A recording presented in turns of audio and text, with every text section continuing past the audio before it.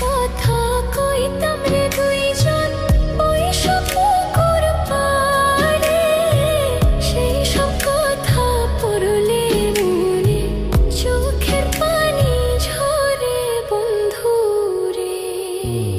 কি অপরাধ পাইয়া রে বন্ধু ছাইরা গেলা মোরে, তোমার লাইগা পরাণ কান্দে মন বসে না ঘরে বন্ধু রে।